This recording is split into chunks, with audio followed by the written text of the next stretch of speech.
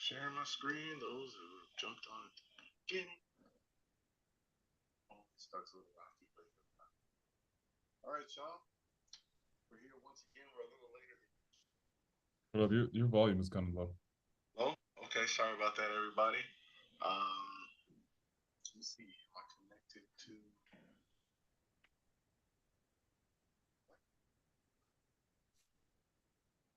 me go ahead and start.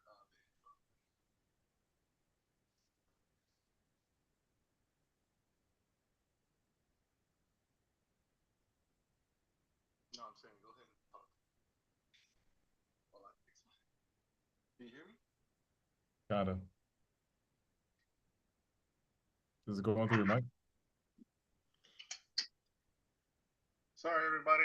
Let me go ahead and fix my audio. What's up? Hey, Sean. How you doing? We good. We're having technical difficulties real quick. Oh, Okay. You look good. You look like you're exfoliating. Really? It's the light. It's the light. That's all it is.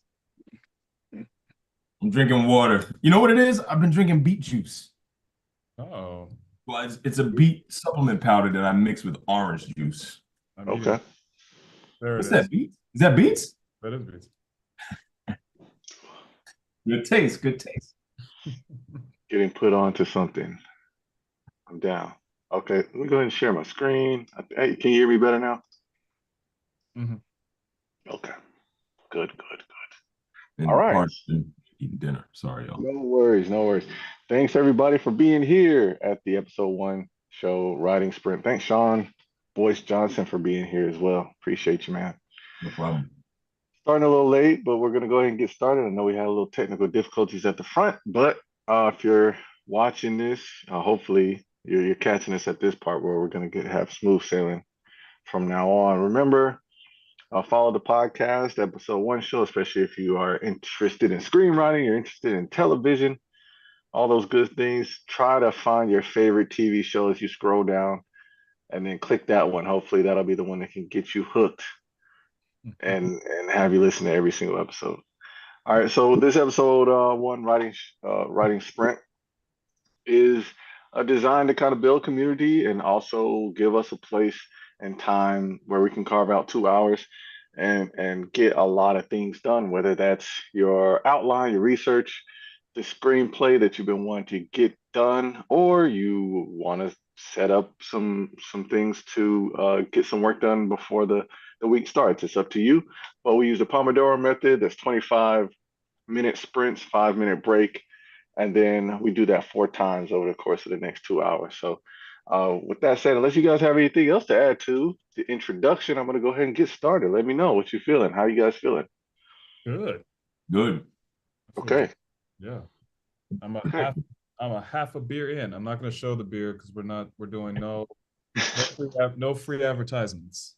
No free. Listen, listen, man. It's a Sunday fun day writing sprint. You It's a know, beautiful day in Brooklyn.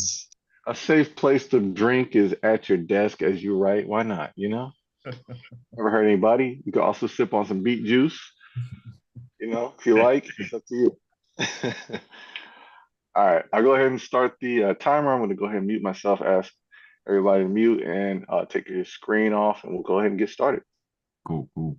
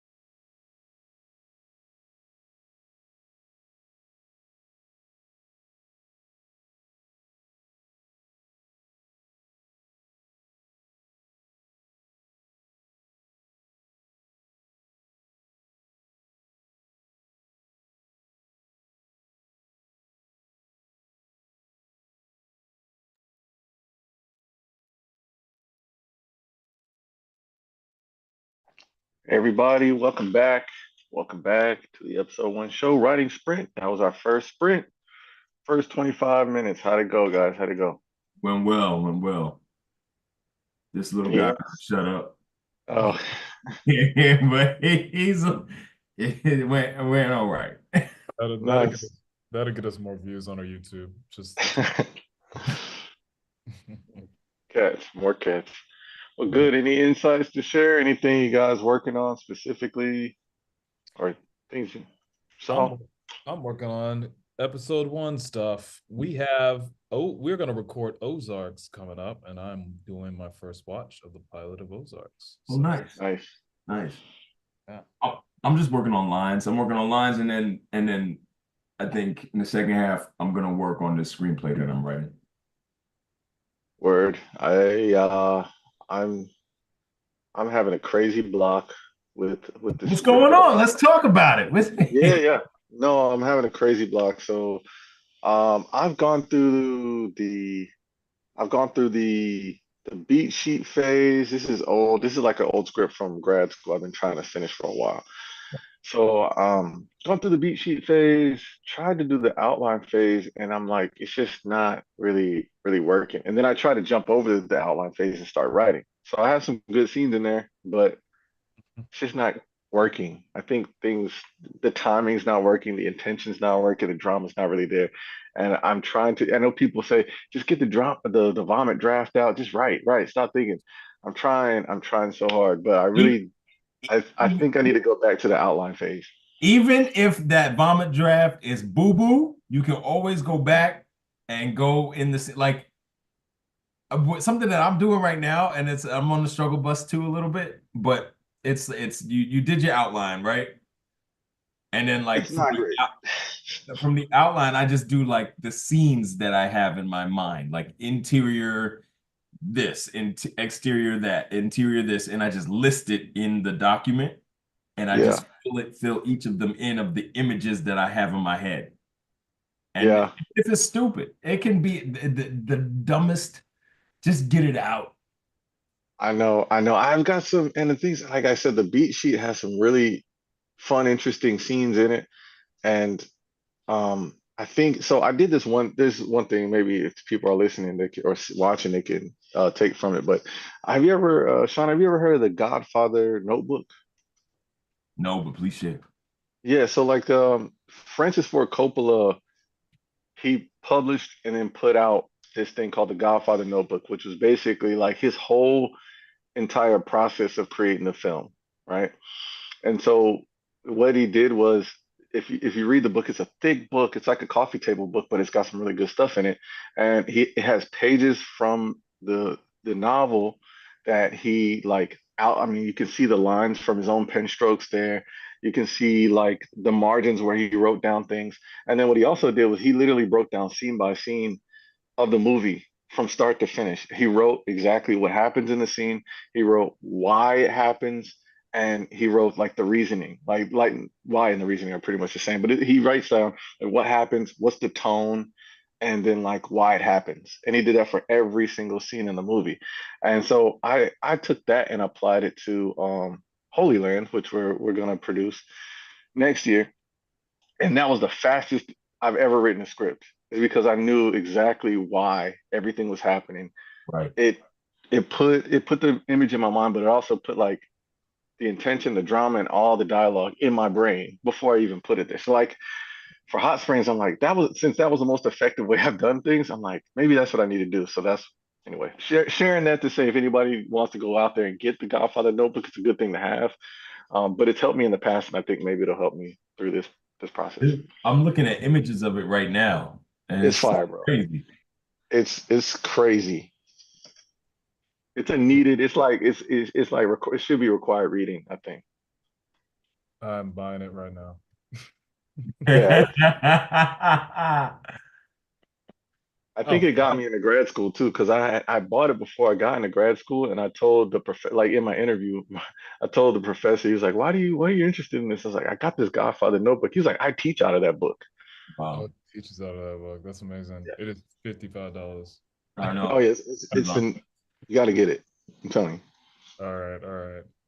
but it literally, because it wasn't like, oh, this is how you write screenplays. You know what I mean? It's not like this is what you need to do. To me, it was like this is what somebody who has their own process created a masterpiece. You know what I mean? Right. Right. And I know, and I've heard from people who do theaters, it's essentially similar to like the the book you write before you're about to produce a theater show. And I know you guys are more familiar with that than I am, but you might see some similarities there. But the book is very dense. It's got images from the film. It's got like I said, like pages from the book, like notes upon notes upon notes of like how he outlined the entire film, and then took scenes from the novel, and then decided that this part of the novel didn't need to be there. All that stuff. Nice. So it's like almost a masterclass on adaptation too. Yeah. I've actually been thinking about adapting this science fiction book that I've read. Technically, oh sorry. Bradley Cooper has the rights to it. So technically Bradley Cooper has the rights to it, but I'm thinking about just going on spec just to like practice because Yeah, it, you know, so that's pretty dope. I think that's what I might start working on when I'm like not fiddling away at my pilot.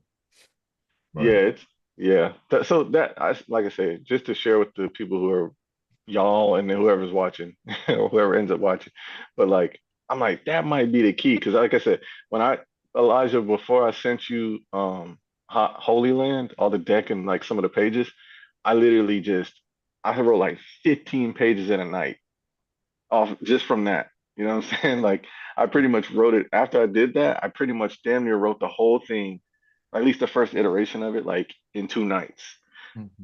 And it was like the fastest, most easily flowing process I've had. And I'm trying to break that when I'm going through with Hot Springs. It's a little bit more complicated. Hot Springs is super a lot more complicated, but still. That's awesome. That's awesome. Yeah. Always an inspiration here on the episode one show. Every once in a while. I appreciate you asking the question, Sean, because I probably would have just pushed forward and then damn just hit the Yeah. 25 timer and kept it moving. But yeah, it's I'm that's what I'm going through. So hopefully this next sprint, segueing, this next sprint, hopefully I can maybe I'll go snag that book real quick and go through that process Yeah. with myself. So the But lessons for those who are watching, they should take away from this is one, you should outline. Two, yes, two, Yeah. you should spend $60 on the Godfather notebook. 100%. But you know what else helps? What I find, I don't know if I mentioned this before, but creating an imaginary soundtrack for the project.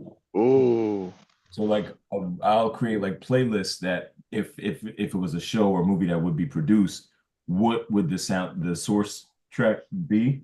right. Um, and it helps.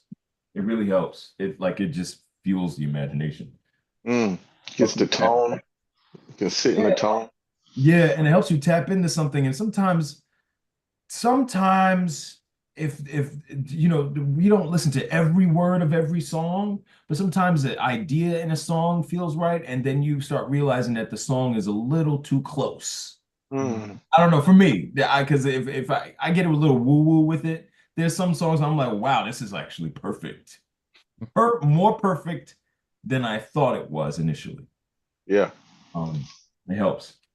that's good. That's a good idea. Definitely need to. And then mine's a period piece too, so it'll be interesting kind of putting myself in that time frame, with the music. So yeah. So yeah, episode one show full of inspiration, and we got excellent guests like Sean who come on here and give you some nuggets as well. And Sean, you got to come back to the show and do another episode with us I soon. would love to. I would love to. All right, well, let's go ahead and get started with the second sprint. If you wouldn't mind muting, I'm about to mute myself and then take my screen off, and then I'll go ahead and hit the timer. We can keep it moving, get productive.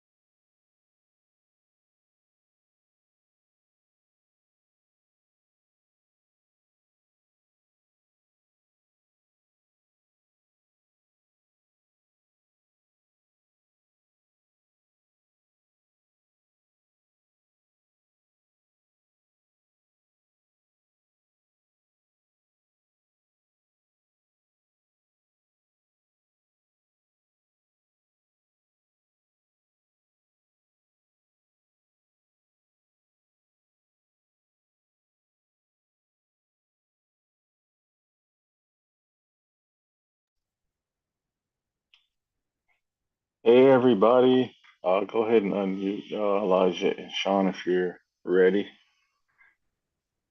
Seems the timer stopped on us a little early, and I'm not entirely sure when that happened. So, I do know that. looking at the clock though, it seems we might be at that hour mark, right? From the time that we started at around 5:15. So we can go ahead and take the break now. And let me restart the timer. But how was the second sprint for y'all? Sorry to cut you off in the middle, or what seemed like the middle. It's good. I got some good. I got a good first scene. Well, it's a work in progress. Nice. Can't nice. hear anybody. But I got something down on the page. I got more than I thought. So, yeah. That's great, man. That's great. Thank you. That's what this is. That's what this whole thing is for. Yeah. I finished the pilot of Ozark, and now I opened up the script and I'm reading the script right now. Okay. Yeah. This pilot is fire. You know, so great. I've never seen it. You never seen the pilot of Ozark? No. Well, you know what? You can watch it in time That's right. for our birthday. No, it's good. I'll check it out. Yeah, Elijah, you had some criticisms of Ozark, man. And I was like, what? Where's this coming from? I think a lot of people have. We'll save it for the pod. We'll save it for Okay. That's fine. This is to me, Jason. This is like a role made for Jason Bateman. Yeah. Weirdly though, very weirdly. Like I watched Arrested Development as we talked about when we did Veep. Mm-hmm. But he's such a dry guy and so unassuming, and that you can't really expect him to fall into the gangster role. And if you can imagine it, you almost would tonally you would imagine it to be like really a farce, you know? Right. Yeah. And it's not. It's very, very serious and it's very grounded. And you can, with his performance and with that pilot, and over time, you can start to see like, oh, I see. Almost like you can almost see like how not a Walter White, how a regular white guy. Walter White had he had almost evil inside of him. Yeah. Jason Bateman's character is he's like the regular white guy you see just walking around. Yeah. The mundanity of evil, which is a quote that came out after World War II. Describing what the Nazis would do and how the evilest thing was not it was evil what was happening in the Holocaust, but what was even eviler was like the paper pusher, the guy who signed the paper, the guy who was just, filing his taxes, the guy that was taking a letter from one place to the other. That was where the true evil lied. Yeah.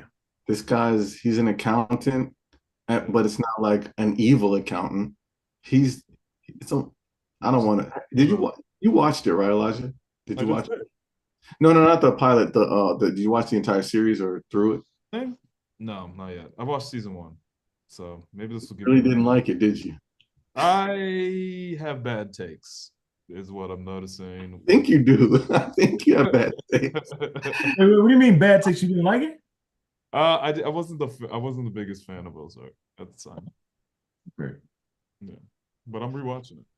Yeah, I've been trying to. I think the first season I kept on bringing up Ozark, and I didn't realize that you had bad feelings about it, but you kept on like putting it on the back burner. I was like, I want to do Ozark so bad. And you're like, yeah, man, okay, cool. So let's do blah blah. But now we're finally gonna do it Tuesday. Wednesday. Wednesday we're gonna finally. Yeah, I'm excited. I think I'm getting through that block though. I'm starting to get through that block, Sean. I appreciate that encouragement. I'm working through it. I found that old outline that was based on the Godfather notebook, and it got me going. There you go. Yeah, it got me back going. Yeah. How's that? How was the second sprint for you all? I actually missed part of what y'all said if you did say this before, because for some reason I couldn't hear you. My earbuds weren't working. But if you wouldn't mind repeating it if you did say. I mean, it was productive. I was able to get like a good beginning, I'm literally on the first page. Okay. So I was able to get like the images and the ideas of this first scene. So Yeah. I don't know. Do you ever have a feeling when you're writing and you're finished, you say to yourself, like, who wrote that? Did I write that? Like, I don't remember. Yep. Hmm. Sometimes Okay. I'm pleasantly surprised, and sometimes I'm not. It's also like, who the fuck wrote that? You're like, ah. Yeah, that wasn't me. That was not me. Yeah. No, I get that sometimes. It's like an out of body experience. It is. Like after you read it, especially if you think it's good, maybe that says more about like something my therapist needs to talk to me about. Like if I ever write anything good and read it and I think it's good, I'm like, that was me. Wow. It's like, do I have low opinion of my artistic value? I don't know.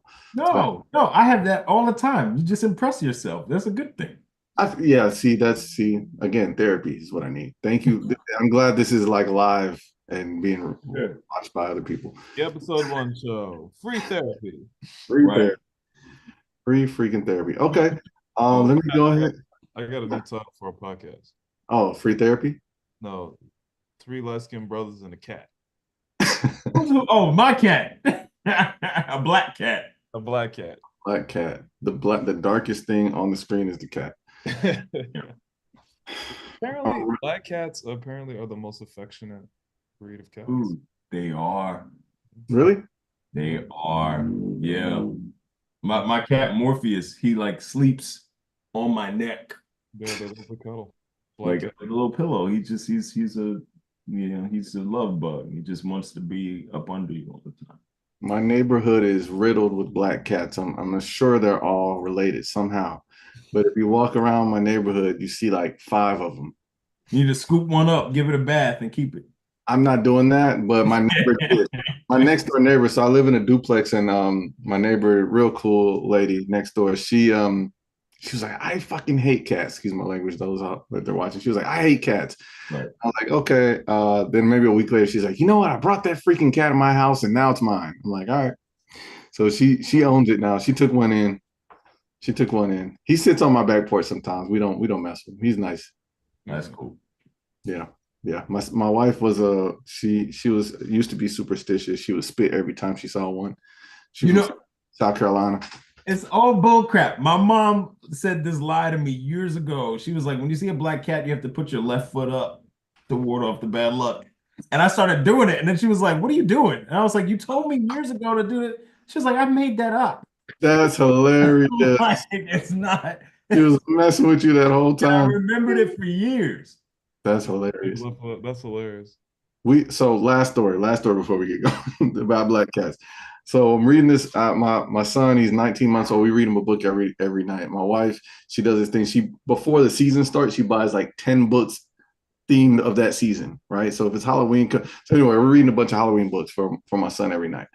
One of them, we opened it up and we're flapping through, and it said in Japan, black cats are considered good luck.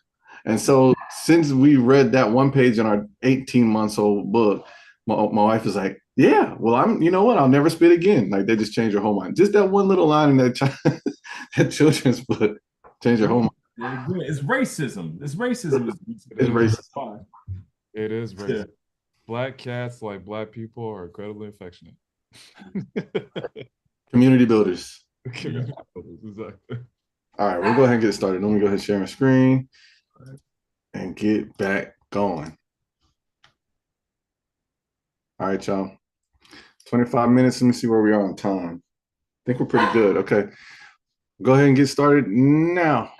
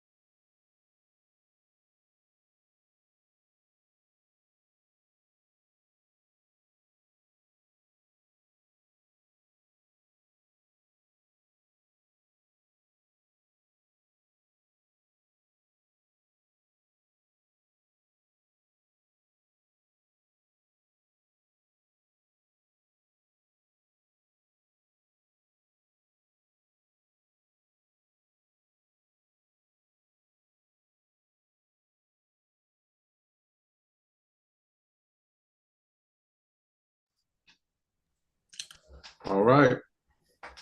How'd it go? How'd it go? See Morpheus hanging out. Yeah, you're trying to climb in the plant. That's how we get those views up. This one was rough for me. This one was rough. Oh, why is that?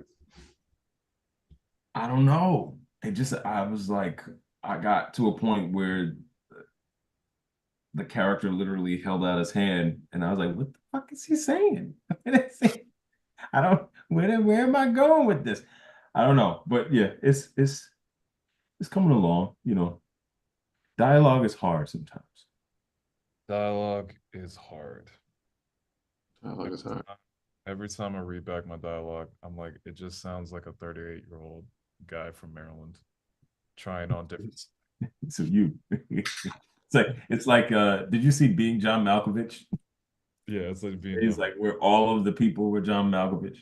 It's exactly every time I write dialogue. It doesn't matter if it's a man, a woman, a house cat.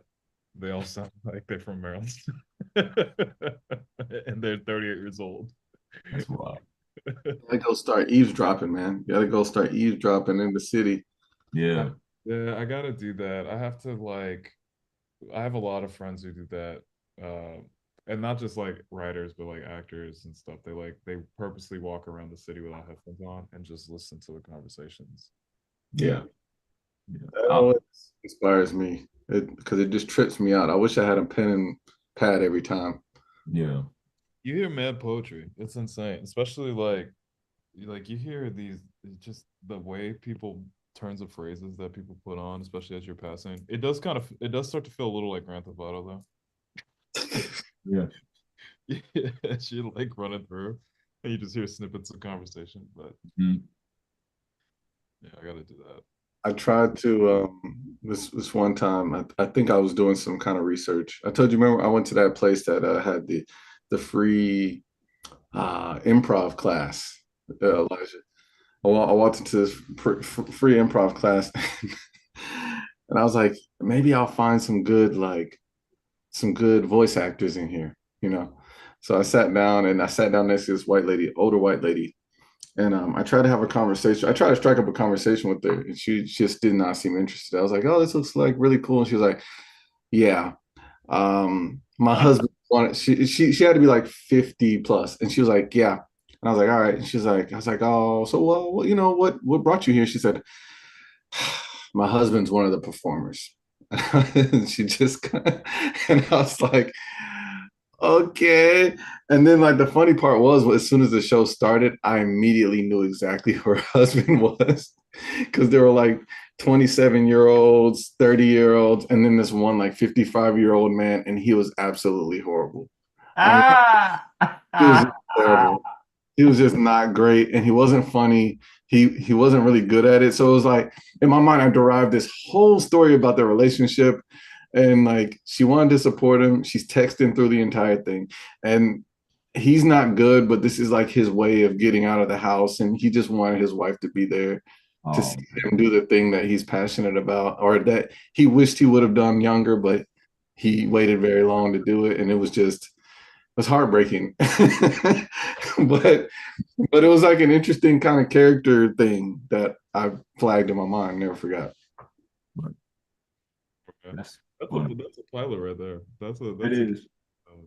There was something there. I was like, this is a scene in some place. I don't know where, but it was a scene someplace. It's too funny. An old man in an improv studio living out his dream, but he's terrible. Yeah. I mean, like, and it looked like it was funny. Like some of these people are clearly trying to get out of Charlotte. Like they're honing their craft to get out of Charlotte and make this a thing, or just stay in Charlotte and keep working. Or they're trying to be actors. They're trying to be comedic actors or comedians and stand-ups and stuff like that. There was, and then there's this like one guy who's just like the hobbyist, and he's kind of messing it up for everybody else. It was hilarious. I'm sorry if anybody's watching this from Charlotte who actually saw this show. Oh no. Yes, there were the couple of them. I doubt it though. But you know what? I maybe I shouldn't say this. Well, I'll say it. I record Uber drivers. Oh yeah, that's the best. I do it all the time That's the because best. they're so their backgrounds are so diverse, and there's a lot of material there with people just the people who need someone they just need to and Hmm. that and it helps with dialogue and you don't even have to write it Yep. down. Yep. I wrote a whole script based on an Uber encounter, a pretty dynamic Uber encounter. Yep. What'd you do with it? Did you sell it? I didn't know. No, I used it for grad school. I pitched, actually, I adapted it for it was like an exchange. It was like a cultural exchange program with a school in Latvia. And I Okay. pitched it. So it was like, you have to write the script and pitch this idea. And then they produce it in Latvia Okay. for themselves. So I did that. And I won, I did win, well, one of three of us won the opportunity to actually have it produced. So it got made. It's a, it's not, it got made. Let's put it like that. It got made. Okay. Yeah. That's a little- All right. So anybody else? Elijah, you got anything? Any insights from the third sprint before we push to the last one? We're kind of over time, but I'm shifting to, so I have class. I teach a class on Tuesdays, so I'm shifting to lesson planning for that class. okay, okay. All right. I'm gonna keep plugging away at this. I mean, it's an outline. It's just a Frankenstein of different elements as we put this together. But all right, we'll go ahead and push forward. For those who are used to going through the 5 to 7, sorry, we're a little over time. We started a little late this time around, but we'll go ahead and get it started. If you don't mind muting, I'll mute myself. We'll go ahead. Yes, Elijah, I'm please. shipping out after this sprint. Okay, Peace, okay. everyone. Make sure you follow the episode 1 show on all socials. Look at that, balloons. Look at them Uh, balloons. Make sure you follow us on patreon.com. Me and Colin are trying to make this a steadily lucrative business, and we all have jobs, and Colin has a kid. So please support us on A Patreon. very cute child. I have a very cute little boy at home. A very cute little boy. And you will help feed him. So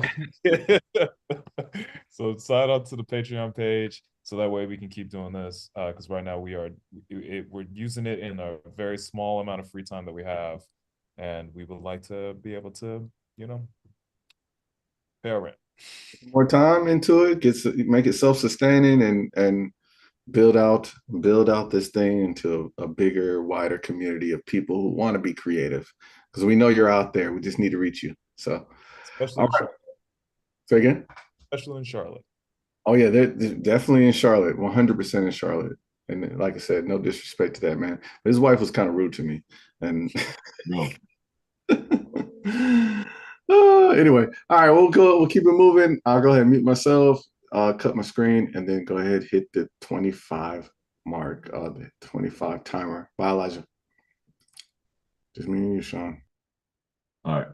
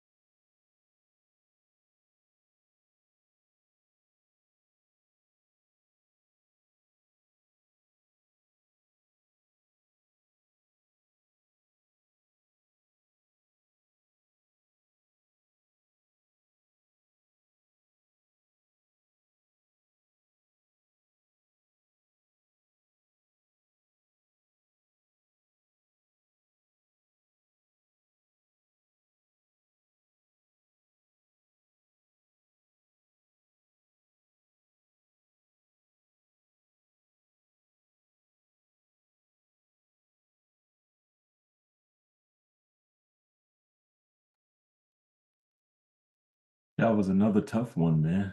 Oh, well, it's not done yet. Okay, hold on. 10 more seconds.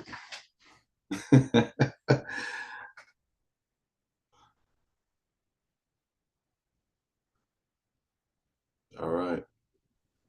We made it. It was Yeah. tough. Yes. Yeah, that was hard. It was hard. Listen, But 25 minutes are lightning fast. yeah, yeah. That last one was the fastest for me. And I was just like, and then yeah. But But I got something on the page. that's all that matters, man. That's what it's all about. I mean, ultimately, what we try to do is create a space that allows people to have kind of some uninterrupted, with obviously a break in between, but some uninterrupted kind of focus time, which is just hard to come by sometimes. Or if it's not hard to come by, it's hard to carve out. So we're trying to set the conditions for that for us and other people. So, I mean, as long as you were able to do something and be productive, that's all that really matters. Yeah. How about you? Yeah, it was good. I shifted away from the writing to a documentary research that I'm doing, trying to produce with somebody here in town. So I started watching something that he had done previously to see how I can help to formulate the story for him when we meet soon. That's what's up, man. Yeah. So yeah, that was my 25 minutes. Pretty enjoyable, less stressed than probably what you were going through. Yeah, but it's funny because I put the pressure on myself. Like what you were saying, that is a better way to look at it. It's like it's uninterrupted time for you to focus, even if you spend time thinking. Right. For me, it's like I put pressure on myself to be like, I gotta get something on the page. Mm-hmm. But yeah. Yeah. I mean, there's 2 hours of time to yourself to just write, even if only one page, 2 pages gets done, is like super valuable. Right. You know. So I mean, like I say, I know this is still live, so I know, for those who are still watching, we appreciate you being here, and we hope that it's doing something for you, whether you're able to, get multiple pages knocked out, or you just are hitting blocks. I hit crazy blocks. I had to pivot a couple times during this process, but ultimately it's just a good time to be able to focus. You know what I mean? Yeah. Yeah. Yep. Well, man, I appreciate you being here and yeah, like coming to this multiple times. I think you're the second person to come to multiple episode one show. But you're the first actual episode one show guest to come multiple times. So we gotta appreciate you're becoming a staple. So you gotta pick another episode of TV to come back and be a guest with us again. I would love to. I would love to. Yeah, we'll be hitting you up in the group chat soon to probe you, to get you back. That's what's All up. right. Well, thank you again, man. I'm gonna go ahead and shut this down. Thank you all for coming to the episode one show, Writing Sprint. This was an incredible time. We started a little late, we ended a little late, but we did get through some good stuff and we were able to stay productive and focused. So thank you all for being here. I'm going to go ahead and stop the share, stop the live. But thank you all for being here. Thanks, Sean. Thank you. Thank you for having me. Absolutely, brother. Bye-bye. Wow. That was good. It's productive.